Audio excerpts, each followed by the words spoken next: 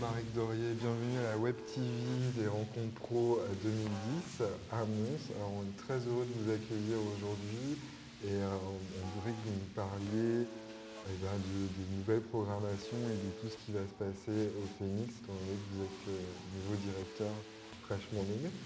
Voilà. Merci. Que dire, par où commencer?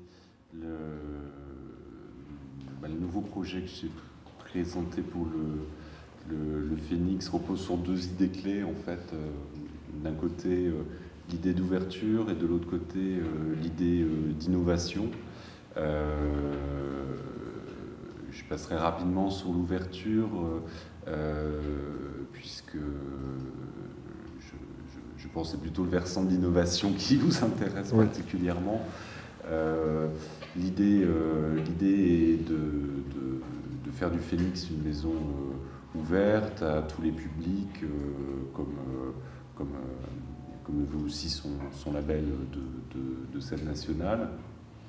Plutôt en invitant ce que j'appellerais les grands auteurs, mais au sens grec du terme, c'est-à-dire de gens qui se trouvent à la source de certaines démarches, puisque je crois qu'aujourd'hui on a fait le constat de l'interdisciplinarité et finalement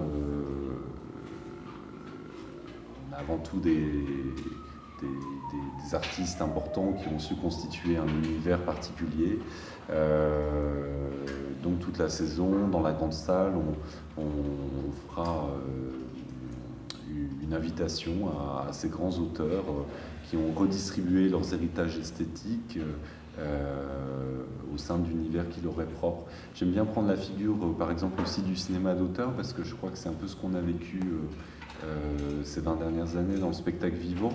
C'est exactement comme quand Truffaut et Godard ont pris la caméra, qu'on avait le cinéma policier, la comédie de boulevard, puis différents genres cinématographiques. Finalement, ils se sont emparés d'outils cinéma pour créer leur style. Et je crois qu'aujourd'hui, on a affaire à des grandes figures de style. Voilà. Donc dans la programmation générale, sans spécialité, cirque, théâtre, musique, tous les genres se mélangeront. On trouvera des grands artistes comme Romeo Castellucci, Valère Novarina, Robin Orlin, Alain Françon, toute une série de figures d'auteurs qui nous semblaient importantes à inviter. Et la deuxième idée, c'était d'explorer cette idée d'innovation à travers les usages, en fait. Je crois qu'il y a des laboratoires de recherche qui invitent les artistes à travailler. Le CECN en est un bon exemple. Je crois qu'après, la rencontre avec les publics est extrêmement importante, en fait. Et on va travailler en partenariat avec le CECM, mais aussi avec l'EL, par exemple, à Bruxelles, ou avec le Festival Latitude Contemporaine, avec l'idée de dire qu'il y a des endroits de recherche et puis il y a des endroits de mise en application ou de rencontre. Je me suis beaucoup inspiré pour ce projet-là, plutôt des logiques d'innovation, mais dans l'industrie ou dans la recherche. On voit bien que l'innovation, c'est pas l'invention, c'est-à-dire c'est pas quelqu'un qui aurait une idée géniale finalement dans son laboratoire de recherche ou sur le mythe de l'artiste romantique qui s'enfermerait dans son atelier pour créer pendant quelques mois et puis donner ça à voir au public. Je crois qu'on est dans des processus aujourd'hui où la place des usagers, des usages est importante dès le début des processus de création.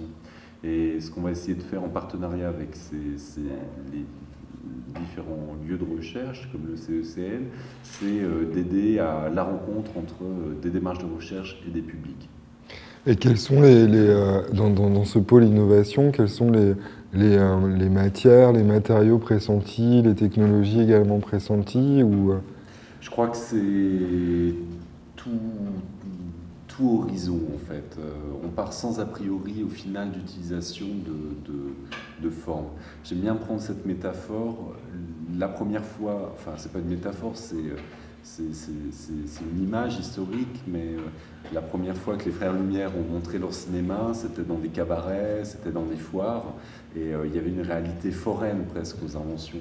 Et j'aimerais beaucoup qu'on puisse, que ces moments de monstration-là puissent être des moments de cabaret, une espèce de cabaret de curiosité comme ça, où on puisse mettre en usage certaines créations. Ou certaines utilisations d'outils.